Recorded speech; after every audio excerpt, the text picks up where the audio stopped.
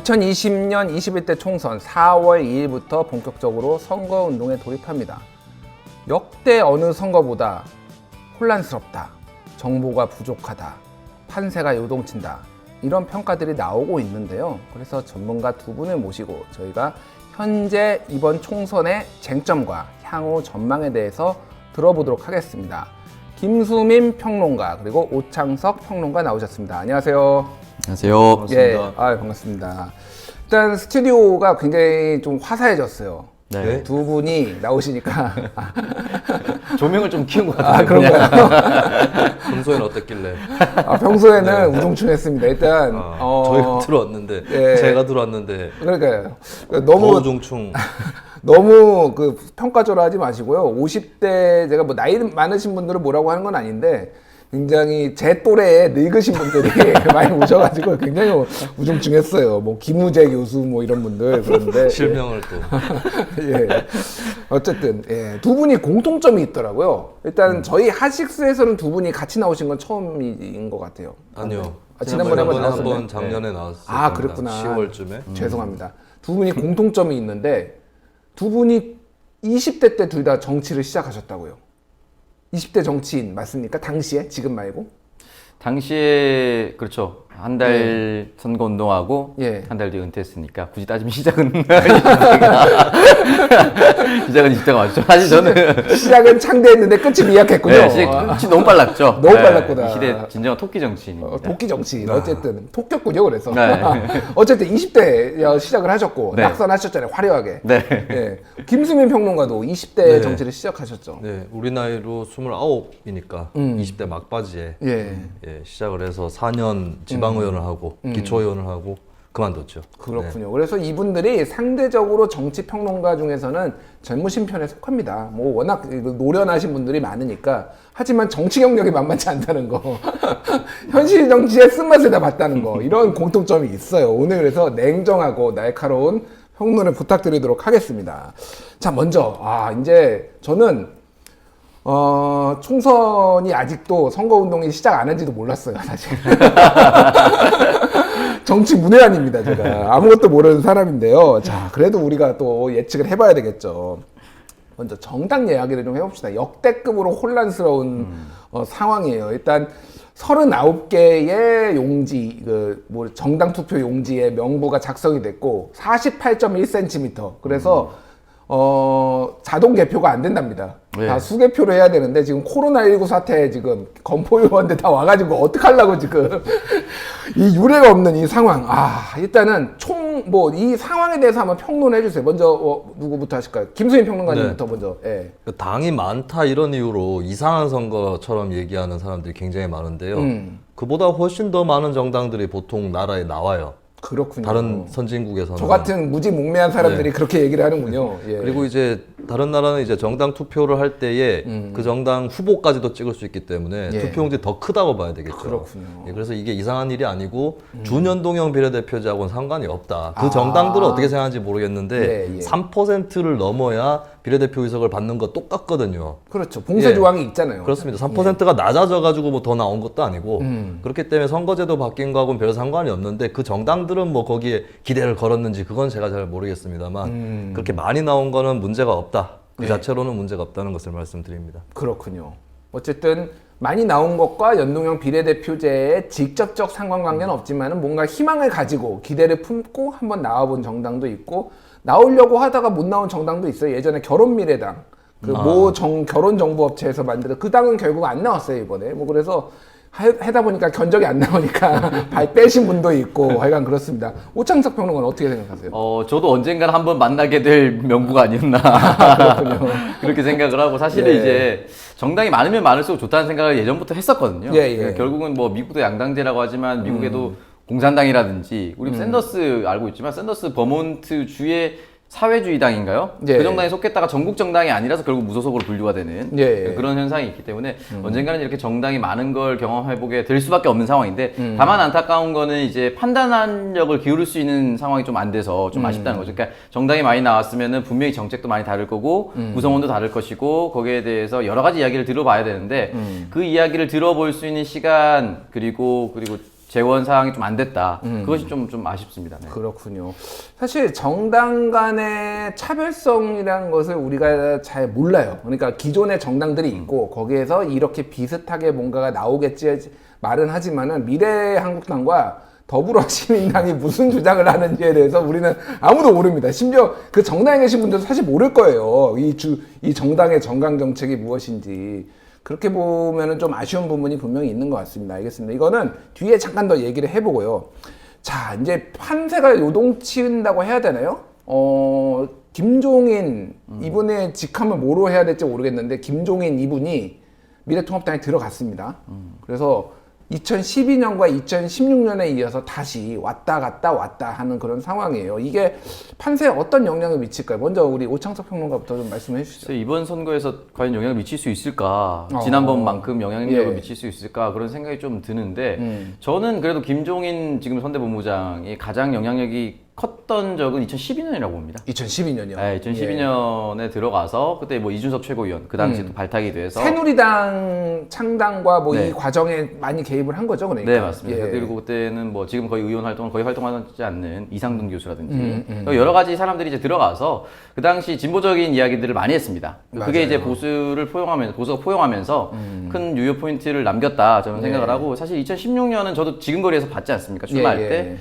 그 당시에 물론 경제민주화 똑같은 걸 들고 와서 내가 저 당에 밀어줬는데 안에서 이 당으로 다시 왔다. 이런 정도의 느낌이 있었지만 명분이 어느 정도는 있었어요. 네, 어느 정도 있었지만 솔직히 따져보면 호남 전석 패배했고요. 그리고 영남 선거에서 뭔가 슬로건이라든지 정책이 있었나? 없었거든요. 왜냐면 그 당시에 영남에서 당선된 의원들이 꽤 많았지만 결국은 그 의원들은 보통 뭐 2번에서 3번 떨어진 사람들이 개인기로 돌파했어요. 예. 사실 그 의원들은 다른 지역 가도 당선될 수 있는 그런 사람들입니다. 김부겸 의원이 대구에서 당선된 것을 김종인 덕분이라고 얘기할 수는 없거든요. 예. 그렇기 때문에 굉장히 많이 떨어졌고 그렇다면 이번 선거에서 어떤 걸 얘기할 수 있느냐? 근데 경제민주화는 이번 2번이나 써서 더 이상 유효하지 않을 것 같고요. 얘기도 안 하더라고요, 경제민주화. 네, 얘기할 수 없는 상황이었고 지금 뭐 100조 원을 풀자 예. 이런 얘기를 했는데 정부에서 어느 정도 그 정도의 버금가는 정책으로 지금 돈을 풀기로 했잖아요. 예. 그렇다면은 그 100조나 뭐 어떤 몇 조든 돈을 풀기로 한 상황에서 세부 상황이 좀 다를 거잖아요. 뭐 선별적으로 예. 주든지 뭐 하위 몇 퍼센트를 줄 이런 정도 차이가 나는데 그런 정도 차이로서 국민들이 더불어민주당에 줄 표를 미래통합당에 줄 것이냐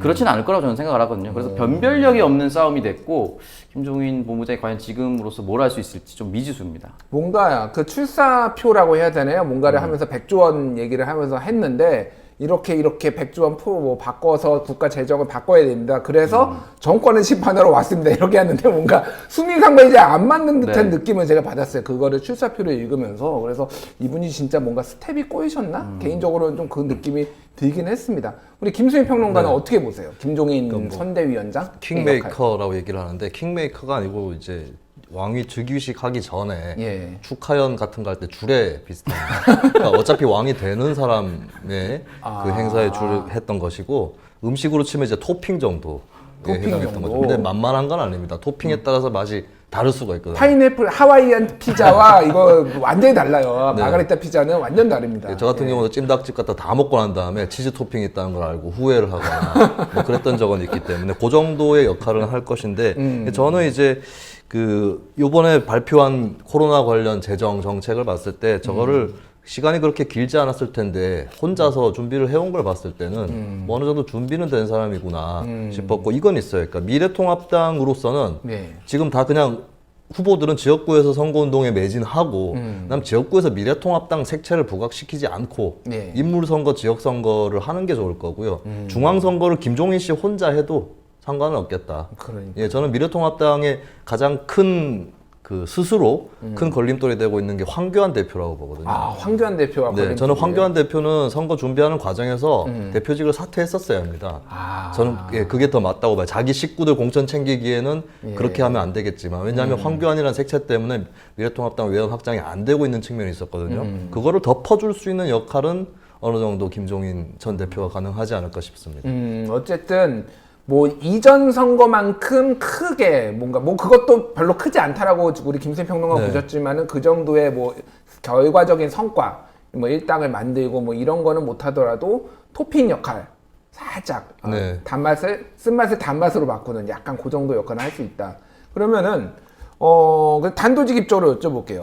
자, 김종인이 합류를 해서 미래통합당이 1당이 될 수 있을까요? 어떻게 보세요, 김수희 평론가는? 저는 일당이 될 수는 없을 거라고 보고요. 네. 네, 뭐 본인들도 그것을 희망하지는 않을 겁니다. 아, 그래요? 네, 물어보셨나요, 혹시? 상식이 있다면. 예. 그래서 이 김종인 씨야 워낙에 이제 뭐 말을 좀 세게 하는 분이라서 과반 의석 얘기까지도 했는데. 그러니까요. 그 얘기도 미래통합당 원래 있던 인사들 입에서는 안 나오고 있죠. 오히려 그런 발언은 조심해야 되는 것 네. 같고. 한 120석 정도 넘으면 통합당 입장에서는 아, 잘했다. 이런 평가가 나올 것 같아요. 그렇군요. 그러니까 이거는 미래 한국당은 제외한 수치입니다. 맞죠? 아니요, 합쳐서. 합쳐서 120석이요? 네, 네. 너무 짠 거 아닙니까? 그게 이제 위성정당이 한꺼번에 여러 명 나오면서 여러 예. 당이 나왔기 때문에 그 미래통합당이 가져갈 수 있는 미래한국당으로 가져갈 수 있는 의석이 아주 크진 않죠. 어차피. 아, 그렇군요. 그 얘기는 좀만 뒤에 해보죠.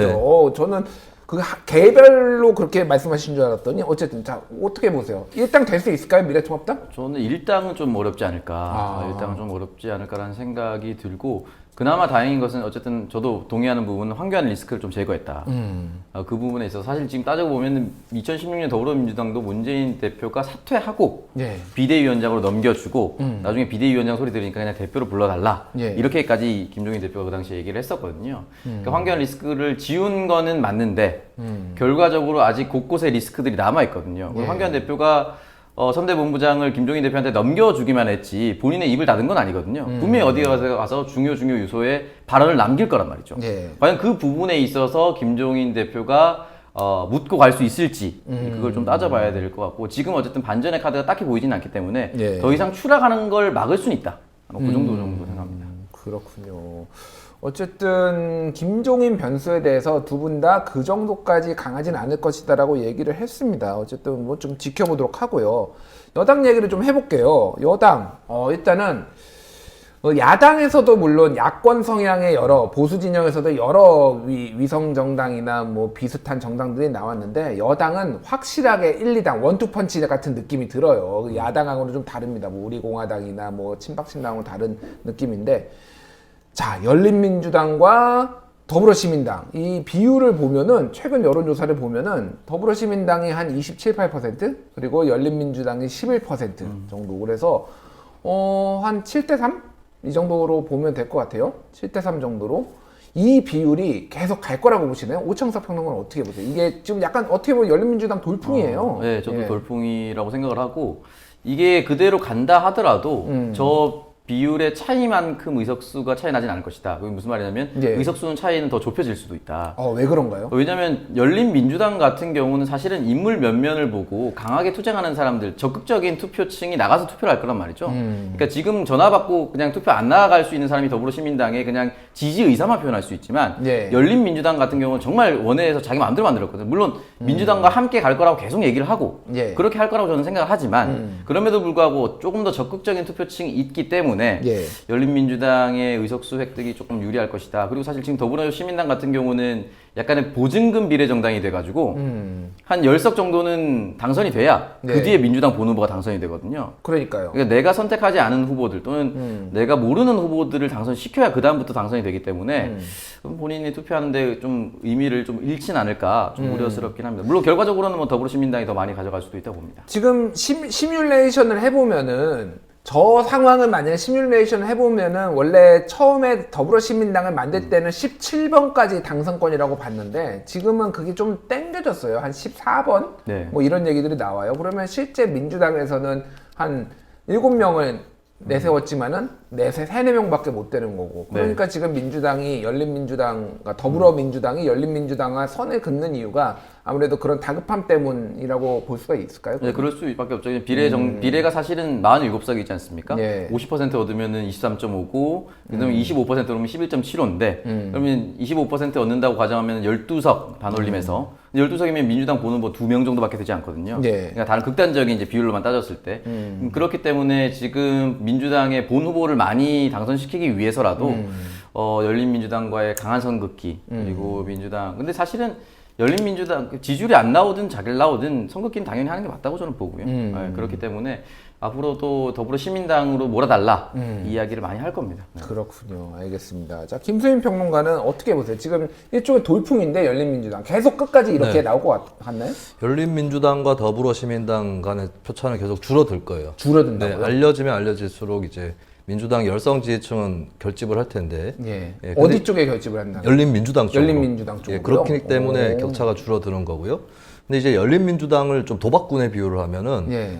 집안 사람들끼리 고스톱 칠 때는 많이 따는데 네. 집안 총재산은 깎아내릴 수 있는 네, 그런 위험이 있어요. 그러니까 열린민주당이 예. 얻어갈 수 있는 표밭은 현재 이제 처음에 시작할 때 정의당을 어쩔 수 없이 그러니까 민주당 열성 지지층인데 뭔가 당이 좀 모자라서 그냥 정의당에 걸치고 있던 층이 좀 빠져나갔어요. 열린민주당 쪽으로. 예, 예. 근데 그 이외에는 외연 확장의 효과는 없어요. 아, 민주당 내에 예. 핵심 지지층 표를 갖고 갈 것이기 때문에. 예, 예. 근데 여기 이제 플러스 해서 중도층이라든지 무당층이 봤을 때는 그 정당이라든가 리더가 자기 지지층을 어떻게 통제하느냐 이걸 보거든요. 예, 예. 그게 통제가 안 될 것 같으면 협상 상대가 안 되고 한 번쯤 지지할 수 있는 대상이 아니라고 보기 때문에.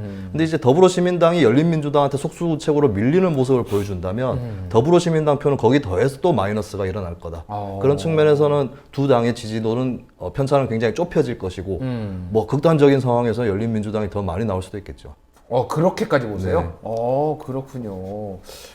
그렇다라면은 민주당 입장에서는 어쨌든 집 나간 자식이니 뭐 이런 비유도 나오던데 그런 거를 감안하더라도 상당한 위기겠네요, 지금. 더불어시민당이 그렇게 안 나온다면은. 알겠습니다. 그러니까 조금 더 우리 오창석 평론가보다는 더 약간 돌풍을 더 강세를 예상하신 네. 것 같아요. 조금 더 한번 지켜보도록 하고요.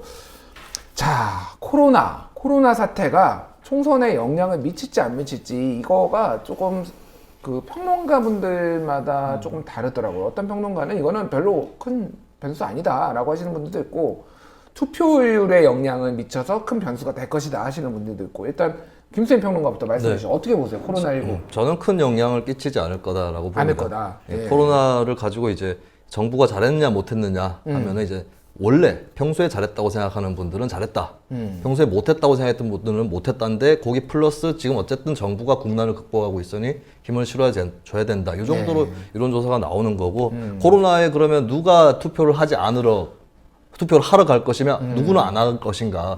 그것도 열이 있는 사람은 이쪽이든 저쪽이든 하러 갈 것이고 예, 그렇게 뻔하게 목숨을 그냥 걸고라도 난 하겠다 뭐 이런 사람들은 뭐 그래서 이제 양쪽 다 그런 흐름이 있을 거기 때문에 뚜껑 열어보면 뭐 특별히 코로나 변수가 작용했다 이렇게 볼 수는 없을 것 같아요. 볼 수는 없다. 하지만은 지금 전체적인 분위기는 코로나19 관리 방역을 잘 못했다라는 게 2월 정도의 분위기였다면은 그게 3월부터는 좀 대한민국이 잘해서 전 세계 모범이 되고 있다 이런 언론 소식도 많이 전해지면서 대통령 지지율은 좀 올랐단 말이에요. 이런 것들은 아무래도 좀 판세 전체적으로 영향을 미치진 않을까요? 글쎄 그게 여당이 크게 손해보지 않는 쪽에는 영향을 끼쳤지만 그게 그대로 가지는 않을 거예요. 오히려 선거가 다가오면 대통령 지지율이 또 좀 빠지는 측면도 생겨날 예. 겁니다. 근데 저는 그 전체적인 흐름에 비춰봤을 때는 그러니까, 코로나가 아니라 예를 들면 부동산 정책이 있다. 예, 그럼 예. 내가 부동산 정책 때문에 도저히 민주당 못 찍어주겠다는 사람들은 코로나를 뭐 잘했든 못했든 간에 안 찍을 것이고요. 예. 어떤 분들은 정부의 경제 정책에 물론 부족함이 있겠지만 전반적으로 미래통합당보다는 나은 데다가 그래도 이번에 한 번 더 밀어줘야겠다 했던 분들은 코로나 방역을 좀 못했다고 생각했더라도 지지할 것이다라는 거죠. 예를 그렇군요. 들면. 네. 어쨌든 뭐 방송 용어는 아니지만은 그냥 똔똔이다. 그 정도로 제가 네, 정확합니다. 이해를 했고요. 자, 오창석 평론가는 어떻게 보세요? 코로나. 뭐 예를 들어서 예기치 못한 뭐 신천지 교회 사태라든지 이런 부분이 또 발생한다고 하면 저는 그런 특정 집단이 비판을 받을 것이지 정부가 비판받지는 않을 거라고 예, 보거든요. 예. 근데 다만 이제 정부가 비판받을 부분이 만약에 생긴다라고 하면 악영향을 분명히 미칠 것 같고 저는 사실 뒤에서 얘기하려고 좀 땡겨서 말씀드리면 계약에 대해서 예. 계약이 변수가 좀 될 수도 계약. 네. 예. 4월 6일로 예정이 되어 있는데 지금 뭐 여론조사마다 다르겠지만 뭐 좋은 선생님 본부 뭐 이런 데가 있어요. 교사들 73%가 계약을 연기한다 얘기를 하고 있고요. 예, 예. 그리고 NHN이라는 아이알림장이라는 어플에서도 학부모 4만여 명을 조사를 했는데 39점 몇 %가 계약 연기한다 라고 얘기를 했단 말이죠. 그러니까 예, 교사와 학부모 모두 연기한다고 얘기를 했는데 4월 6일에 그냥 계약을 정상적으로 했을 때 만약에 아이들 사이에서 확진이 된다. 지금 보면 619명인가 나오거든요. 미성년 예, 확진자가. 거기서 추가적으로 정부의 정책대로 갔을 때 추가 확진이 있으면 정부에는 굉장히 악영향이 될 것이고 최대한 지금 늘릴 수 있는 게 4월 17일 금요일이라고 해요. 그래서 만약 총선 이후로 계약을 연기하고 그리고 그 연기한 후에도 확진이 발생하지 않는다라고 했을 때는 일단 연기만 하면 일단 선거 이후니까 큰 리스크는 없지 않을까 그런 생각이 듭니다. 일단 뭐 오늘 언론 보도나 이런 전체적인 분위기를 종합을 하면은 총선 아니 4월 6일에는 온라인 계약을 지금 하는 네. 방향으로 지금 정리가 되고 있는 것 같기는 합니다. 근데 온라인 계약을 하는 거는 미루는 거하고는 뭐 다른 건가요? 같은 건가요? 그러니까 선거 표심에 있어서는. 저는 일단은 오프라인 싱가포르 같은 경우는 칸막이를 막 설치하고 학교 출입문 10개로 나눠서 출입문을 들어가는 걸 다 다르게 하고 있다고 하더라고요. 칸막이를 설치하는 게 무슨 의미가 있나요? 같은 공간이 왔는데. 최대한 비말 제한. 근데 사실 큰 의미가 없는데 예, 예. 어쨌든 거긴 또 학생들의 숫자가 작고 한 반에 10명 정도 된다고 합니다. 예, 예. 그렇기 때문에 우리나라 사정과 좀 다른데 어쨌든 온라인으로 하면은 대면하는 것이 줄어들기 때문에 충분히 효과가 있다고 생각을 하고 온라인이 아닌 오프라인 등교를 했을 때는 충분히 악영향을 미칠 수 있는 상황이 발생할 수도 있죠. 그렇군요. 알겠습니다. 어쨌든 코로나19가 지금 갑자기 돌발적으로 특히 계약으로 인해서 집단 발병이 났을 때는 여당한테 안 좋겠지만 아마 연기가 될 가능성이 높아서 그거는 큰 변수가 될 건 않다. 그러면 결과적으로 보면은 뭐 계약만 안 하면 지금 코로나19는 큰 변수는 되지 않을 거다라는 게 중론이시네요. 네. 투표율에 영향을 미치지는 않을까요, 오창석 평론가님? 저는 투표율에 영향이 조금 미칠 것 같긴 해요. 근데 사실은 그게 유불리는 없나요, 근데? 유불리는 없다고 봅니다. 없다고 네, 보죠. 큰 그것도 역시 똔똔? 톤인데 예. 그냥 코로나와 관련된 발언이라든지 예. 코로나와 무관한 발언들이 조금 선거를 흔들 수도 있지 않을까라는 생각이 좀 들어요. 왜냐면 지금 전체적으로 선거 운동 자체가 침체되어 있습니다. 예. 그러니까 지금 같은 경우 사실 저는 뭐 선거 운동 주제송으로 박상철의 무조건이라든지 예. 노라조의 슈퍼맨 이런 거 했거든요. 방방뜨는. 예, 예. 근데 사실 요즘에 그런 거 틀어놓으면 난리 납니다. 그 지역구 주민들이 지금 정신머리가 어디 있냐 이런 욕을 들을 거예요. 예. 그렇기 때문에 최대한 발언 하나하나가 이제 큰 이슈가 될 수가 있고 2004년 선거가 딱 4.15 총선이었습니다. 지금이랑 똑같이. 그러네요. 그때 예. 이제 정동영 대표가 3월 26일, 27일에 국민일보와 한 인터뷰 그것이 크게 회자가 되면서 노인들은 투표하지 않아야 한다 뭐 이런 취지로 이제 알려졌죠. 딱 2주 전이었어요, 그게. 네, 그러니까 그렇기 지금 시점하고 딱 비슷합니다, 그게. 네, 그래서 지금 시점이 너무 비슷하고 예. 그 당시 심지어 개표 때 지금 이제 지역구 선거가 좀 바뀌긴 했지만 부산 해운대 기장갑 최인호 후보 지금 현역 의원이죠. 서병수 후보 붙었는데 개표는 최인호 후보가 이겼는데 개표가 출구조사는 그 최인호 후보가 이겼는데 개표하고 나서는 서병수 후보가 이겼거든요. 그러니까 사실 그런 바람이 아니었으면 최인호 후보가 이겼을 수도 있는 선거입니다. 예. 그렇기 때문에 지금 작은 바람에도 휘청휘청할 수 있는 충분한 시간이 남아있다. 그렇기 때문에 아직까지는 어떻게 예단하기 좀 쉽지 않은 것 같습니다. 알겠습니다. 자, 그러면 다음으로 이제 비례나 뭐 정당 투표도 얘기를 해봤으니까 지역구 얘기를 좀 해볼게요. 그러니까 어쨌든 뭐 훨씬 더 많으니까 253석의 지역구니까 얘기를 좀 해봐야 될 것 같은데 쟁점이 많아요, 사실은. 이거는 다 뜯어봐야 되잖아요. 뭐 이때 TK, PK, 수도권, 호남을 다 뜯어봐야 되는데 하나하나 좀 차근차근 얘기를 해보겠습니다. 자, 수도권에서 지금 미래통합당 여론조사를 보면 미래통합당이 매우 많이 접전지라고 해야 되나? 밀리는 것으로 나와요. 뭐 종로부터 해가지고 뭐 동작, 뭐 나경원 의원이 있는 동작을이라든지 뭐 강남 몇 군데 빼놓고는 대부분 더불어민주당이 이기는 걸로 보이는데 그 여론조사 결과가 그대로 계속 지속될 거라고 보십니까? 끝까지 아니면은 분명 뒤집어지는 데가 나올 거라고 보십니까? 우리 오창석 평론가님부터. 지난번 2016년 총선 때 보면은 종로에서 오세훈 후보가 정세균 후보를 이기고 있는 걸로 나왔어요. 그랬죠. 마지막 공표할 때까지. 거의 15% 막 뭐 거의 2차이 정도 네, 났는데 굉장히 여유롭게 이기고 있단 말이죠. 예, 이기고 예. 있었단 말이죠. 근데 끝나고 보니까 또 굉장히 또 여유롭게 정세균 후보가 이겼어요. 그래서 지금 사실은 집권 여당의 프리미엄이 어느 정도 저는 있다고 봅니다. 이 여론조사에 대해서. 여론조사에서 그러니까 네. 소위 말하는 뭐 이거는 뭐 진보 보수의 문제는 아니지만 샤이 보수가 지금 숨어 있다. 네. 여기에 반영이 안 된 그렇게 네, 보시는 그래서 거예요? 그 예. 전화가 오면은 집권 여당 지지자들 같은 경우는 기분 좋게 또 이렇게 다 응하지만은 보수 지지자들 같은 경우는 짜증나서 전화 끊고 그냥 투표에 가서 보수 투표할 수 전 있다고 생각하거든요. 예, 예. 그래서 지금의 지지율에 현혹되면 안 된다. 저는 생각을 하고 그 퍼센테이지가 대략적으로 몇 퍼센트 정도까지로 보세요? 어떤 그러니까 그 격차를 네. 상쇄할 수 있는 그 아. 차이 보수의 층을 대략적으로 저는 최소 5%는 숨어 있다고 봅니다. 5%포인트 정도는 따라잡을 수 있다. 지금 보수가 5%포인트 진다라면 그거는 역전할 수 있다라고 충분히 보시는 역전할 수 있다고 생각하고 오차 범위 내에 있다고 하는 건 다 지고 있다고 보면 될 것 같습니다. 그래요? 저는 그렇게 생각을 하고 저는 오히려 동작보다 광진이 질 확률이 더 높다고 생각합니다. 고민정 전 대변인. 네, 지금 사실 네. 뭐 동작은 어떻게 될지는 잘 모르긴 하지만 예, 지지율 예. 좀 차이가 많이 나는 걸로 나와요. 12%, 3% 뭐 이 정도 포인트까지 네, 차이가 근데 뭐 나더라고요. 예. 끝까지 개표를 하면 저는 박빙 우세 정도로 이수진 후보를 보는데 음. 일단 그 지역구 같은 경우 강희용 후보라든지 허영일 후보라든지 지역구를 좀 다 가졌던 사람들이 예, 예. 붙어서 지금 밀착 마크에서 도와주고 있어요. 그런 부분에서 일단은 이탈표가 없습니다. 그렇기 때문에 초반에 이제 굳건하게 나갈 수가 있는데 과연 지금 광진에서 그런 일이 일어나고 있는 것인가? 그러니까 결국 말씀드리면 추미애 장관의 조직이 고민정 후보를 열심히 돕고 있는지를 또 한번 확인해 봐야 되는 부분이 있는 것이고 그리고 생각보다 오세훈 후보가 아직도 소구력이 큽니다. 네, 그렇기 때문에 여기에 대해서는 지금 박빙으로 나오고 있는 거는 솔직히 말해서 지고 있는 것이 아닌가라는 조금 조심스러운 예측을 해봅니다. 그렇군요. 자, 우리 김수인 평론가님, 네. 뭐 수도권에서의 양당의 접전 어떻게 보시나요? 일단은 아무래도 현재 여론조사보다는 좁혀진다고 봅니다. 아, 그 두 분 공통 의견이시네요. 예, 그렇습니다. 지금 저는 이제 여론조사보다. 샤이 보수라기보다는 무당층이나 스윙보터, 중도층 등등 네. 이 표심이 있는데 이들이 이제 좀 균형이랄까 견제를 추구하는 성격이 강하거든요. 아, 그래요? 그래서 판세를 예. 보면서 이게 한쪽으로 너무 기울어지면 안 될 텐데라고 하는 그런 부분들이 있고 또 이제 정권 중반기 선거다 보니까 심판 여론이 어느 정도 또 작동을 하게 돼 있어요. 그래서 저는 여론조사에서는 10% 포인트까지도 격차는 줄어들 수 있다. 예, 그걸 말씀드리고 이게 수도권만 아니라 예. 더 심한 데도 있어요. 영남권에도 그런 데가 좀 심한 곳이 나올 겁니다. 영남권이요? 예, 김부겸 의원 지역구 수성 갑 같은 경우에 예. 지금 여론조사별로 차이가 너무 많이 나거든요. 일단은 근데 김부겸 의원이 대체적으로 지는 걸로 나오고 있어요. 근데 대체적으로 비슷하게 나오는 게 있고 비슷하게 나오는 크게 것도 지는 있어요? 게 있는데 예. 여기가 출렁거리고 있다는 겁니다. 아, 네, 그러니까 양대 양으로 이렇게 1대1로 굳어져 있는 게 아니라 예, 예. 계속 출렁출렁거린다는 것이고 그래서 이게 결국에 두 당이 두 거대 정당은 선거운동에서 엄살 작전에 나올 수밖에 없어요. 아, 네. 그렇군요. 그래서 이제 막판에 통합당에서는 그 집권 여당의 과반을 막아주십시오.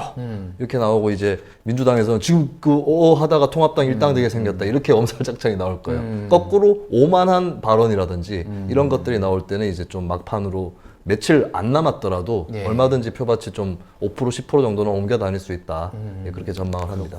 자, 이왕 말이 나온 김에 TK, PK 지역, 영남 지역 좀 분석을 해보시죠. 어떻게 될 것 같나요, 지금 거기? 특히 이제 민주당은 PK 지역에 공을 많이 들이고 있잖아요. 네. 어떻게 될 것 같아요, 결론이 좀? 저는 이제 부산 쪽은 지금 여론조사 결과도 그렇고 좀 팽팽하더라고요, 그나마. 예, 예. 부산은 또 대통령의 연고 지역이기도 하고 또 도시 지역이기 때문에 예.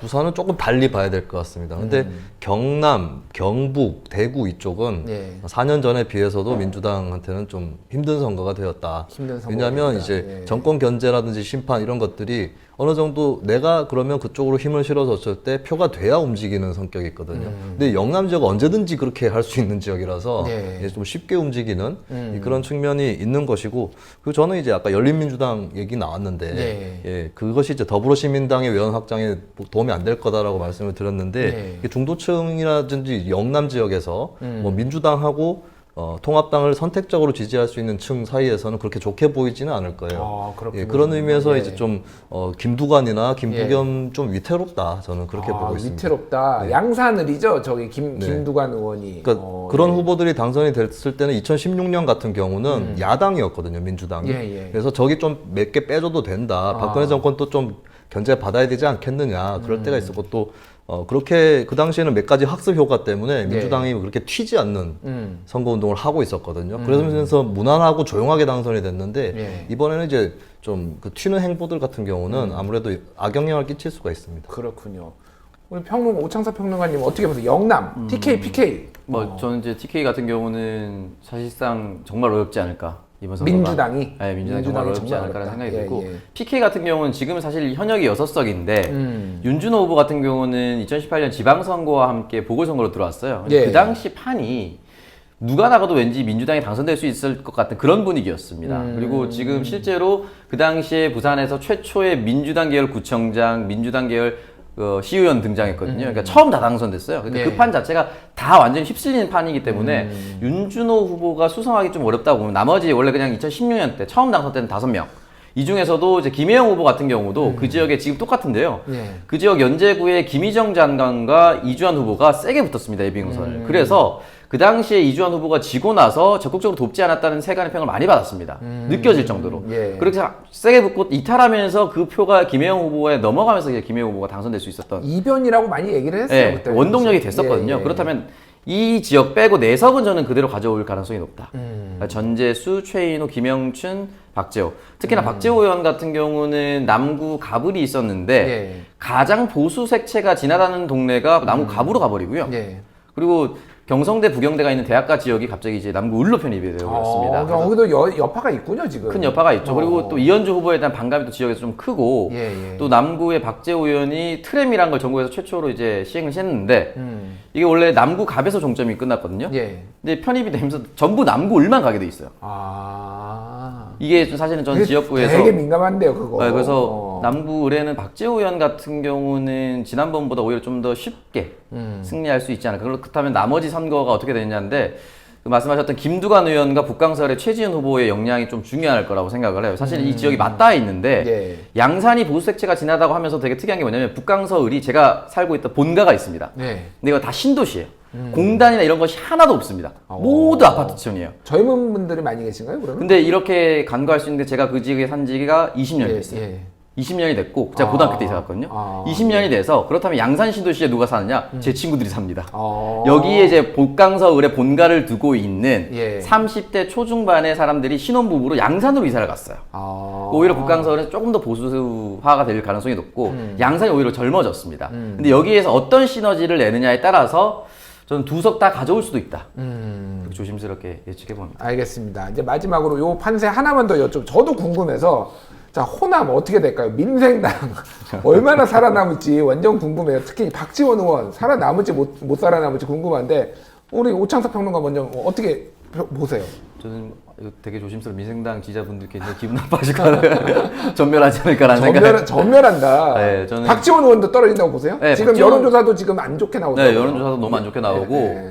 지금 보면은 뭐 당 말고 인물을 봅시다. 진짜 문재인을 도울 사람 이런 걸 이제 박지원 캠프에서 또 슬로건으로 이낙연 사진 같이 찍은 거 막 네. 올리고 지금 그러고 아니, 있어요. 김동철 후보는 50년 막역지기 이런 거 정말 너무 부끄럽습니다. 솔직히 말해 이렇게 표현하기 쉽지 않은데 이게 뭡니까? 그래서 솔직히 이제 이용주 후보라든지 김관영 후보 네. 당선되고 민주당 가겠다 또 이런 얘기도 하지 않았습니까? 네. 이용주 후보는 사실 거의 더불어민주당 점퍼예요. 파란색에 흰색으로 써서 이제 돌아다니고 계신데 그걸 제압하려고 간지 모르겠지만 이낙연 후보가 내려가서 예. 말하지 않아도 어디가 민주당인지 알 것이다 이런 뉘앙스를 남기지 않았습니까? 예, 예. 그렇기 때문에 호남의 민심이 다른 선택을 하지 않을 것이다.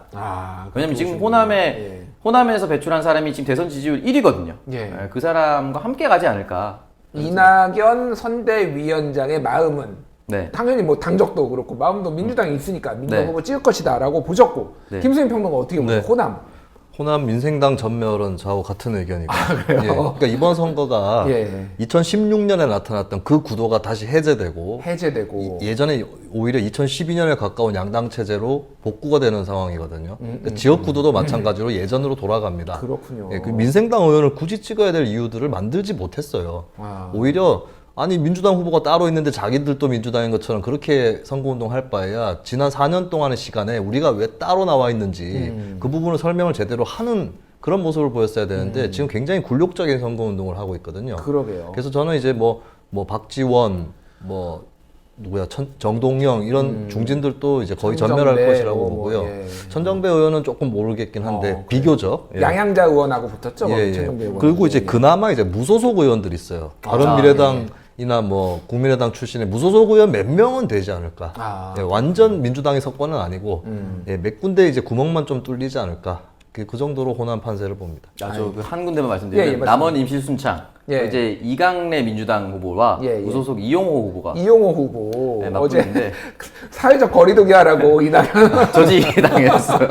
근데 저지당했는데 예. 사실 이강래 후보가 이제 예비경선 통과할 때까지도 민주당 지지자들 굉장히 안 좋게 보고 지금도 안 좋게 보고 있습니다. 사실 철도공사 사장 할 때 좀 네. 여러 문제가 있었어요. 네, 그래서 예. 도로공사 사장 할 때 도로공사 이제, 문제, 예, 문제를 일으켰고 거기에 대한 민심이 또 좋지 않기 때문에 거기는 민주당 지지자인데 나는 이용호를 찍겠다 이런 글들이 좀 많이 올라오더라고요. 거기서 저는 아마 이강래 후보가 좀 쉽지 않을 것 같다 그런 생각이 듭니다. 알겠습니다. 예, 어쨌든 전국 뭐 이거 말고도 사실은 뭐 들여다보려면 강원도 봐야 되고 충청도 봐야 되는데 시간 관계상 이 정도로 큰 그림을 그리시면 될 것 같습니다.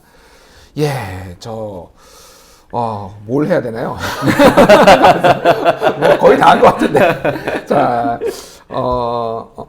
그래서 이거를 좀 여쭤볼게요. 자, 양당 구도로의 복귀 이거를 이제 김수인 평론가가 말씀을 하셨어요. 자, 그러면은 이제 나머지 정당들 정의당 그 외에 이제 뭐 군소 정당, 소수 정당들은 이번 선거에서 어떻게 될 것이냐 좀 궁금해요. 특히 이제 정의당 그리고 이제 대표적인 게 국민의당 있고 그 다음에 우리공화당과 친박신당이 있는데 지금 재밌는 게 친박신당과 우리공화당이 다 3%를 못 넘어요. 2점 몇 %가 나오는데 이거 정말 3% 봉쇄 조항에 두 정당이나 걸릴 것인가도 굉장히 저는 궁금하거든요. 어떻게 보시는지 김수인 평론가부터 일단 네. 그 정당들 정의당, 국민의당 그리고 뭐 그 보수 쪽에 이제 친박을 표방한 정당들 어떻게 될지 한번 얘기해 네. 주시죠.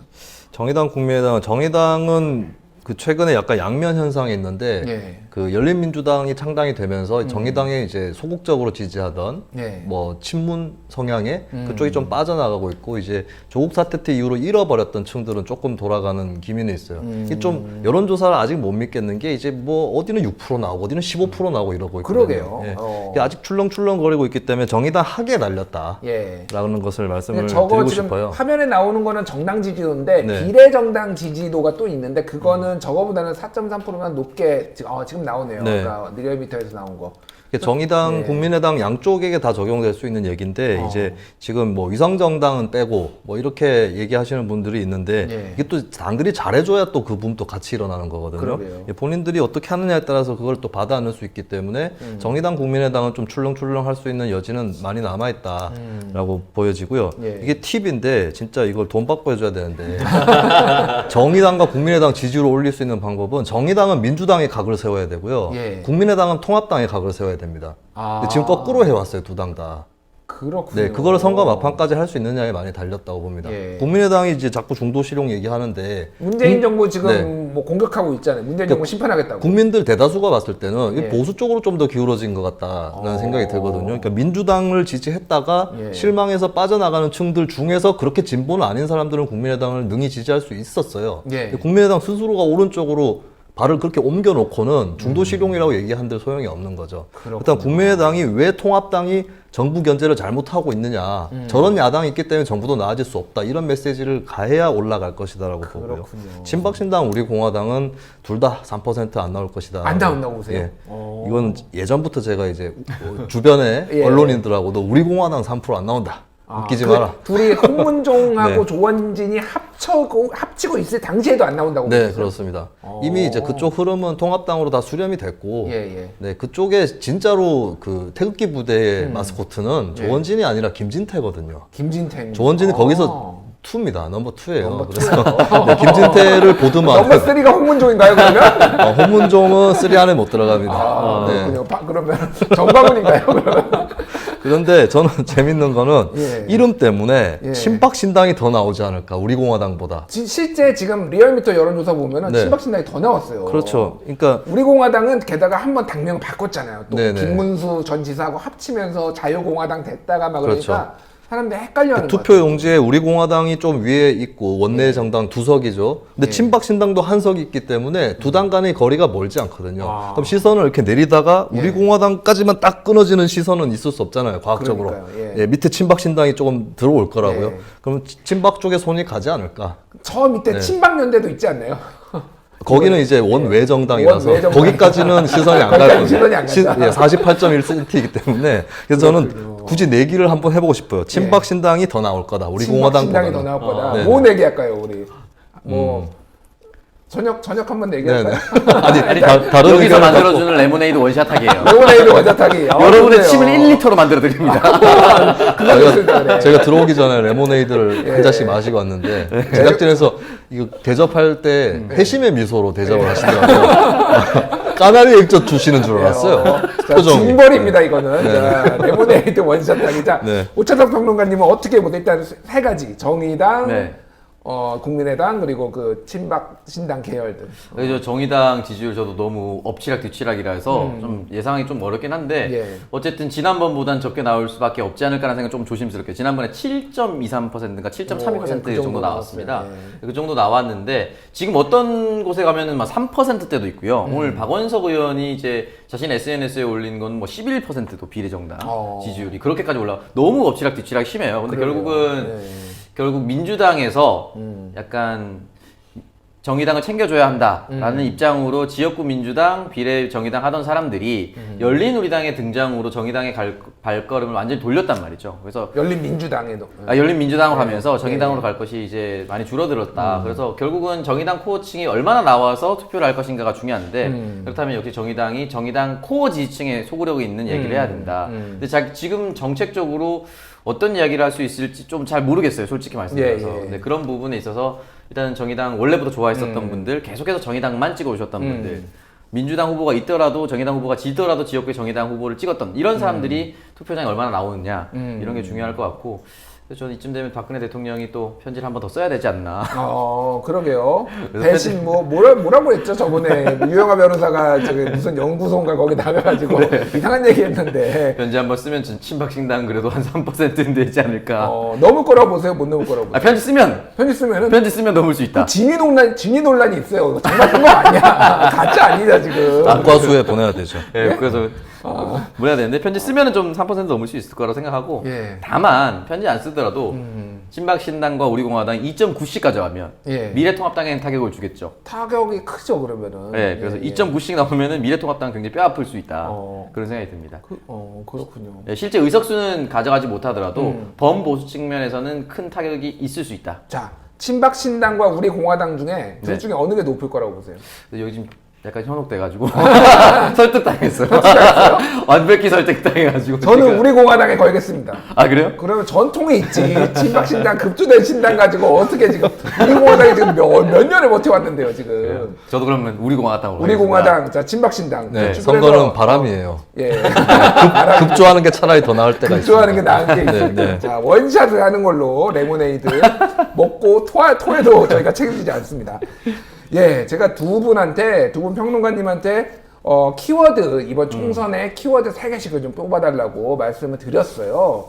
3개를 쭉 말씀해 주시고 하나씩 짧게 설명을 좀 해주시면 좋을 것 같아요. 우리가 주목해야 될 키워드 3개. 먼저 우리 오창석 평론가님부터 키워드 3개 뭐가 있나요? 그 정의당의 저 첫 번째 정의당의 존망이라고 썼는데 이게 예. 발음이 좀 안 좋다고 해서 그 정의당의 미래. 여기 이제 화면에 나오네요. 정의당의 미래로 예, 표현을 예. 하겠습니다. 일단 정의당 같은 경우 저희 민주노동당부터 시작해서 전 본류라고 생각을 하는데 근데 진보 진영의 본류. 예, 2004년 선거에서도 지금 창원 성산으로 바뀌었지만 창원 의뢰에서 권영길 의원이 지역구 당선이 됐었고 울산 북구에서 조승수 후보가 당선이 됐었단 말이죠. 예. 그렇게 해서 시작부터 지금까지 사실 지역구 의석은 적더라도 한두 석, 많게 세 석 이 정도까지 계속 유지해 왔습니다. 예. 근데 지금 같은 상황에서는 비례는 어떻게 될지 모르겠지만 적어도 지역구에서 영석이 될 수도 있다.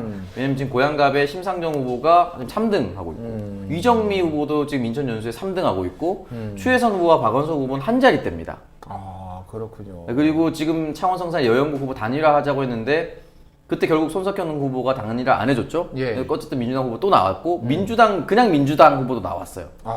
이 세 정당이 찢어졌을 경우에는 결국은 그 지역도 넘겨줄 수밖에 없지 않을까. 그렇군요. 그래서 가능성이 있는 곳이 창원 성산과 인천 연수와 고양갑인데 예. 근데 또 인천 연수 같은 경우는 이정미 후보가 민주당 후보에 비해서 득표력이 굉장히 낮습니다. 아 그래요. 그렇기 때문에 지역구 의석에서 전패할 수도 있지 않을까. 그 전에는 지난 선거까지는 연대를 통해서 사실 네. 그러니까 민주당에서 후보를 안 내는 방식으로 해서 연합을 했어요 사실상. 네. 근데 이번에는 다 독자, 각자 도생의 길을 갔는데 그게 다 독이 될 것이다, 전패할 것이다라고 보시는군요. 그리고 지금 와서 정의당 후보들이 민주당과 연대하자, 단일화하자 하는 그런 상황도 쉽게 만들어지진 않을 것 같아요. 그렇군요. 알겠습니다. 그래서 정의당의 미래. 네.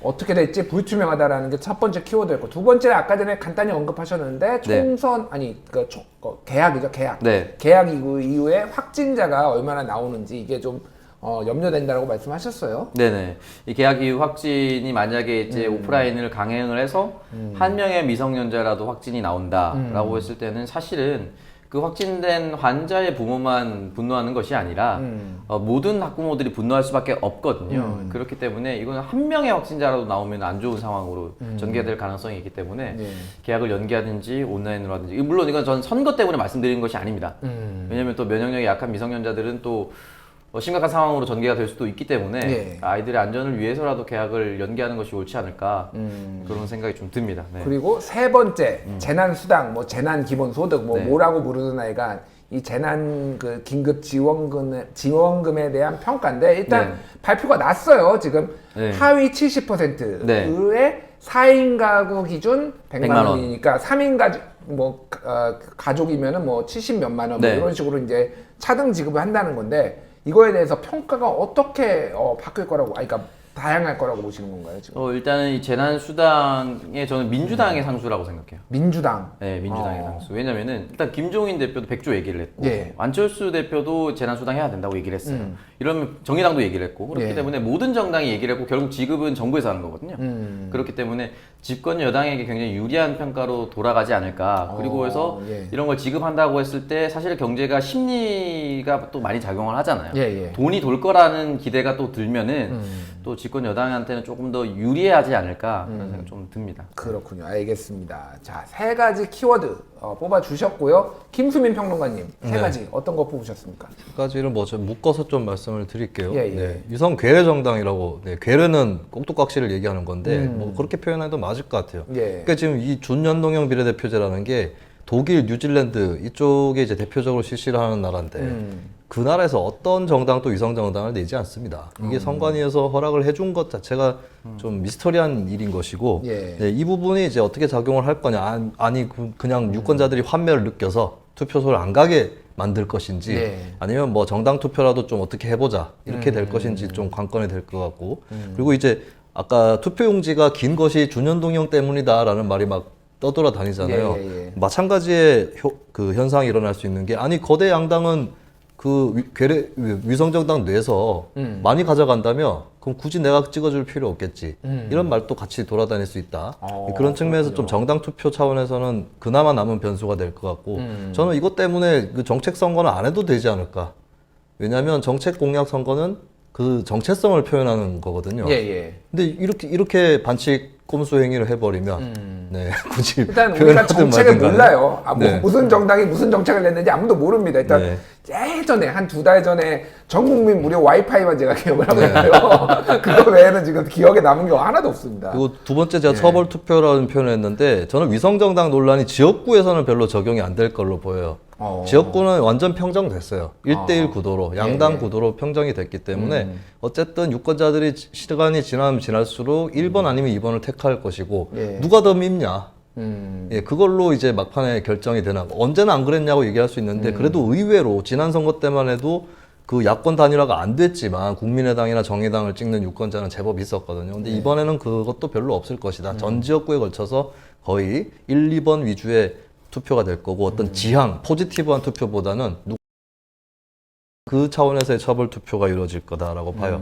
그리고 이런 흐름 속에서 세 번째 키워드인 유예된 반란이라고 제가 꼽아봤는데요. 이게 2017년 대통령 선거 때 보니까 보통 여론조사라면은 지지 후보 없음이 굉장히 적더라고요. 그때는 적었어요. 오자구도라서 맞습니다. 또 후보들이 오자구도였기 때문에 각자 색깔이 또 5인 5색이었어요. 맞아요. 그래서 그 중에 선택을 못 한다고 하면 진짜 체제에 불만이 있는 사람이라고 볼 수 있거든요. 이미 가셔야 됩니다. 그러면. 근데 그때 구도가 이미 무색해져 버리고 2018년 지방선거 끝나고 제가 그때 보도됐던 여론조사를 하나 보니까 나를 대변하는 정당이 있는가라는 질문에 다수가 없다. 특히 20대에서 없다. 60대 이상도 없다가 많더라고요. 그나마 30, 40대, 50대는 좀 있는데 우리나라가 아직까지 이제 뭐 양당제가 됐든 다당제가 됐든 정당 지지하지 않는 영역이 굉장히 넓은 그런 상태에 있는 거고, 이건 거꾸로 이게 뭐 전 세계적으로 조금씩 있는 현상인데, 거대 정당도 갑자기 몰락을 해버리고, 뭐 프랑스의 앙마르슈라든지 뭐 이탈리아의 오성운동이라든지 스페인의 포데모스, 이런 신생정당이 갑자기 부상을 하는 현상이 있거든요. 그게 특히 소선거구제가 굉장히 취약하잖아요. 그렇죠. 오히려 소선거구제에서 신생정당이 한꺼번에 확 치고 들어올 수 있습니다. 비례대표제에서는 그 인지도를 쌓기까지 좀 시간이 그렇죠. 걸리죠. 얻은 만큼 의석을 가져가니까 예, 예. 거대 정당이라도 지지율이 깎였다 해도 그만큼만 의석이 줄어드는 건데 소선거구제는 임계점을 지나버리면 확 몰락하거든요. 그래서 이제 한국에서도 저는 이런 현상이 벌어질 수 있는데 문제는 새로운 시대에 맞는 정당이 준비되지 않았기 때문에 예. 그렇다면 익숙한 것으로 돌아가는 것이고 그렇다면 그런 반란의 모습은 좀 유예되는 것이다. 예, 저는 그렇게 봅니다. 그렇군요. 유예된 반란. 그럼 언젠가는 반란이 일어날 수 있다라는 거네요. 그러면. 이 한국 정치가 보면 양당 체제, 다당 체제 사이에서 왔다 갔다 했거든요. 맞아요. 계속 그러면 이제 이랬어요. 제가 네. 봤을 때 이 많은 분들이 공감하실 것 같은데 이번 총선은 양당 체제화 될 거예요. 양당 체제화 되고 있죠, 거의. 근데 예. 2024년까지 내다본다면 다시 다당 체제화로 갈 것이다. 아, 예. 그렇군요. 그렇게 내다봅니다. 예, 요거는 원래 질문에 없었는데 제가 갑자기 궁금해져가지고 좀 두 분한테 물어봐야 될 것 같아요. 자, 어쨌든 선거가 끝나고 현행 선거제도에 대한 불만들이 국민들도 있고 국회의원들도 있고 있어요. 그러면 현행 제도를 뜯어 고쳐서 병립형으로 20대 형식으로 다시 돌아갈 것 같나요? 아니면은 이거를 연동형을 그대로 유지를 하면서 손질을 해가지고 다시 좀 더 보완을 해서 갈 것 같나요? 어떻게 보세요? 이거 오창석 평론가님부터. 일단 뭐 미래통합당은 이미 공약으로 준연동형 비례대표제 돌리겠다, 되돌리겠다 얘기를 병립형으로 옛날 방식으로 가겠다. 네, 되돌리겠다라고 얘기를 했고 네. 뭐 미래통합당이 승리하든 패배하든 결국은 전 돌아갈 수밖에 없는 상황인데 그렇다면 다른 정당들이 어떠한 의견을 낼 것인가? 저는 조심스럽게 결국은 의석수 확대부터 얘기를 해야 된다라고 저는 생각합니다. 의석수 확대를 먼저 시켜놓고 예. 이승만 정부 탄생하고 2천만 명인 국민일 때 국회의원이 200석이었어요. 예, 그러니까 맞습니다. 10만 명당 예. 한 명 이제 대표할 수 있는 건데 지금 5천만 명에 300명밖에 되지 않거든요. 그러니까 사실은 의석수가 굉장히 대폭 늘어나야 함에도 불구하고 300석에서 고작 30석 늘리는 것도 사실은 논의조차 제대로 되지 않았습니다. OECD 평균이 되려면 한 500명 정도 돼야 되더라고요. 예, 지금. 예. 최소 500명이죠. 예, 10만 예. 명 한 명이니까. 그래서 의석수 확대를 과연 민주당에서 얘기할 수 있을까 이 문제가 남아있고 정의당이라든지 다른 정당과 함께 공조를 해서 지금 준연동형 비례대표제가 다당제의 기틀을 만들기 위해서 또는 다양성을 담보하기 위해서 만들었는데 너무 왜곡 현상이 심하니까 결국은 의석수 확대를 해서 그냥 예전의 비례대표 형식으로 가자 이런 이야기가 좀 나오지 않을까라는 생각이 들고 결국 의석수 확대 좀 전 대폭 돼야 된다. 그러니까 어떻게 될지는 잘 모르겠어요. 물론 준연동형 대표제가 무조건 폐지될 거라고 저는 생각을 하고 네. 그 이후의 행보는 의석수 확대부터 시작해서 논의를 했으면 좋겠습니다. 알겠습니다. 자, 김수인 평론가님 네. 어떻게 보세요? 그 선거제도가 준연동형 있던 거를 풀르고 예전 제도로 돌아가려면 두 거대 정당이 합의를 해야 되는데 그렇죠. 근데 이번에 위성정당을 내서 어느 정도의 성과를 거두고 또 선거 후에도 사법적으로 위성정당에 대해서 어떤 뭐 철퇴가 가해진다거나 이런 게 없다면 예. 그냥 가도 되는 거 아니겠어요? 두 거대 정당 입장에서는.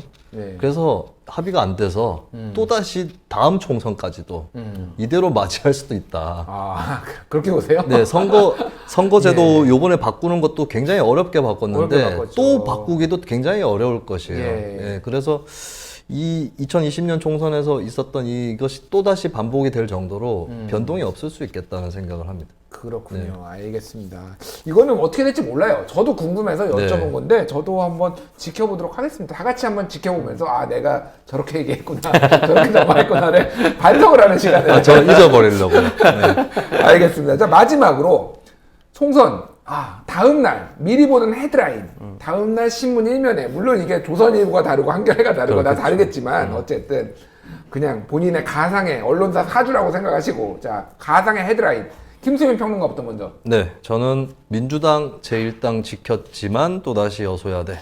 이렇게 나올 것 같습니다. 굉장히 뭐라고 해야 되나? 그러니까 진짜 언론인 같으세요.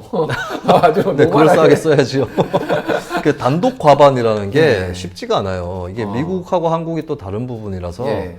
한국은 이제 전국구 비례대표 의석도 있고 해서 단독 과반을 차지한 게 2004년이 87년 개헌 이후에 처음이었습니다. 그러니까 2004, 2008, 2012까지는 단독 과반을 했는데 그 원래 어려웠던 거를 이제 좀 무리하게 했던 거고 저는 어떻게 보면 그런 식으로 무리하게 단독 과반을 2연속으로 새누리당이 했기 때문에 네. 탄핵이라는 후과까지 치렀다라고 보거든요. 사실은 저는 민주당 쪽 사람들은 알고 있을 거라고 봐요. 단독 과반이 되면 큰일 난다는 것을. 예, 권력에 대한 견제 심리 엄청 그게 세집니다. 다음에 대선에까지 영향을 네. 미칠 수 지금 왜냐하면 이번 총선에 보면 야당 심판론도 굉장히 세잖아요. 그렇죠. 그거는 민주당이 과반이 아니기 때문입니다. 국회에서는 과반 아니잖아. 민주당도 힘이 부족해서 하고 싶은 일 다 못했어.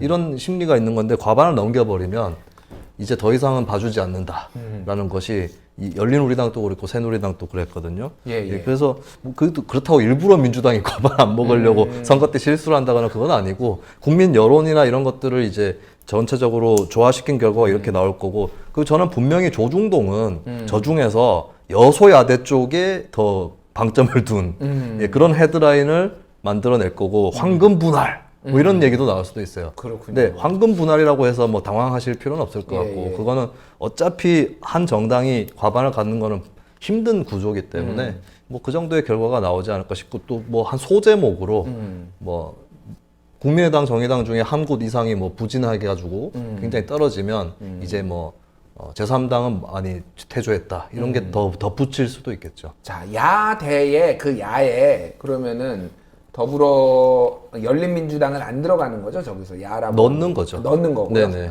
열린민주당까지 포함을 해서 그러면 여에는 더불어시민당과 더불어민주당만 들어가는 그렇죠. 거죠. 그 3당까지. 네. 아, 그렇군요. 알겠습니다. 예. 저는 모르겠어요. 저는 그러니까 어쨌든 열린민주당을 포함하더라도 야가 더 많을 것이라고 봤는데 이거를 그렇게 안 보시는 분들도 굉장히 많거든요. 여당이 압승할 거다 이렇게 보시는 분들도 많아서 굉장히 흥미로운 관전 포인트가 아닌가 생각이 들고요. 오창석 평론가님 헤드라인 어떻게 나올 것 같습니까? 저는 뭐 어쨌든 결과는 좀 비슷할 수도 있는데요. 정권 힘 실어주기 택했다 이런 식으로 할 것 같습니다. 사실은 뭐 냉정하게 평가해서 지금 그 어떤 대통령과 비교해도 대통령 개인의 지지율이 굉장히 높아요. 저는 그렇게 생각을 하고 지금의 민주당의 지지율 역시 대통령의 후광이 분명히 있다고 저는 생각을 합니다. 지금의 문재인 대통령이 아니었다라면 저는 훨씬 더 출렁였을 일이 많았을 거라고 생각을 하고 일단 강력하게 지지자들이 대통령을 지지하고 있기 때문에 어떻게 보면 대통령과 함께하고 솔직히 이렇게 표현하고 싶진 않지만 대통령과 묻어가려고 하는 노력도 분명히 있었습니다. 그렇기 때문에 민주당의 정당의 매력보다는 대통령에 기댄 부분이 있기 때문에 민주당의 승리라고 표현하진 않고 정권의 승리라고 표현할 것이다. 그렇다면 정권 하반기 국정 운영이라든지 정권이 마지막까지 마무리 잘 할 수 있도록 그런 뉘앙스의 헤드라인이 분명히 나올 것이고 민주당이 어쨌든 지금 미래통합당과의 양당 경쟁에서는 근소하게 승리하지 않을까 그렇게 생각합니다. 알겠습니다. 예, 두 분의 총선 다음에 헤드라인 잘 봤고요. 자, 마지막으로 하실 말씀 한마디씩 하시고 정리를 하시죠. 오창석 평론가님 먼저. 예. 뭐 이 방송을 챙겨 보시는 분들이라면 분명히 전 투표 하실 거라고 보는데 어쨌든 코로나를 조심해야 되긴 하겠지만 결국 4년에 한 번씩 있는 나의 권리 행사라고 생각합니다. 저는 꼭 투표하셨으면 좋겠고 지금 뭐 N번방이라든지 여전히 국민청원이나 온라인으로서는 국민들의 요구들이 폭발적으로 분출되고 있습니다. 이런 부분에 있어서 사실 지금 모든 정당들이 정책이 보이지 않아요. 코로나 아까 재난소득이 상수라고 했는데 그것 이외에 다른 어떤 정책적인 변화라든지 차이라든지 다름이 안 보이거든요. 그런 얘기 아직 충분한 시간이 남았으니까 온라인이라든지 또는 지역구의 후보라든지 적극적으로 개진을 해서 하나라도 조금 다른 정책이라든지 내상 바꿀 수 있는 그런 이야기들을 하셨으면 좋겠습니다. 네. 예, 알겠습니다. 자, 김수민 평론가님. 네. 저는 총선 이후에도 굉장히 전국이 가파르게 움직일 거라고 내다보거든요. 이번에 N번방 얘기도 나왔지만은 뭐 증권시장에서 발생하는 문제라든지 라임 사태 막 이런 것도 그렇죠. 있고 그래요. 예, 그래서 그런 부분들하고 한국 사회 정리해야 될 부분들이 굉장히 많이 있고 또 새로운 국회에서 또 개헌 논의도 시작이 될 것이고 근데 문제는 이제 투표를 하지 않고 이후의 논의에 과연 뛰어들 수 있는 시민으로서의 역량과 자격이 있는가. 어떤 분들은 요번에 좀 걱정되는 건 적극적 기권층이 있어요. 그러니까 정치 고관여 기권층이 좀 계시더라고요. 들어서 못하겠다. 네, 약간 내가 이런 분위기. 선거는 처음이다 못하겠다는데 그래도 하실 것으로 믿습니다. 해 오셨기 때문에 그리고 하고 정치 덕후들은 해요 결국은. 그리고 이제 꼭 떨어지더라도 자기가 찍은 사람이 떨어지더라도 가는 김에 또 여러 가지 각오도 해보고 하는 것이죠. 그러니까 투표가 꼭 함 열어보고 결과 나오는 거에서 승패가 결정나는 게 아니고 자신이 어떤 사람이고 또 국민들 중에 어떤 사람들이 있다라는 거를 또 정치인들한테 또 전 국민들한테 보여주는 계기이기 때문에 반드시 투표를 꼭 하셨으면 좋겠습니다. 알겠습니다. 예, 두 분 마지막 말씀 잘 들었고요. 어느 때일수록 지금 투표율이 낮아질 거라고 예상이 많이 나오지만은 우리가 투표를 하지 않으면은 누군가가 한 표가 더 커지는 그 효과가 커지는 분모가 작아지면은 분자의 한 표가 커집니다. 그래서 우리가 끝까지 마음을 놓지 않고 실망했더라도 최선이 없으면 차선을, 차선이 없으면 차악이라도, 차악이 없으면 차악이라도 꼭 골라서 투표권을 행사하시기를 바랍니다. 두 분 평론가님 오늘 나와주셔서 너무 감사드리고요. 투표 끝나고, 선거 끝나고 한번 복귀 방송 한번 부탁드리겠습니다. 내가 얼마나 틀렸는지. 잠적해 그리고, 하겠습니다. 네, 까나리 액젓이 아닌, 뭐였죠, 그거? 레모네이드. 레모네이드도 네. 마시는 거 누가 마실지도 한번 두 분 기대하겠습니다. 오늘 나와주셔서 감사합니다. 고맙습니다. 고맙습니다.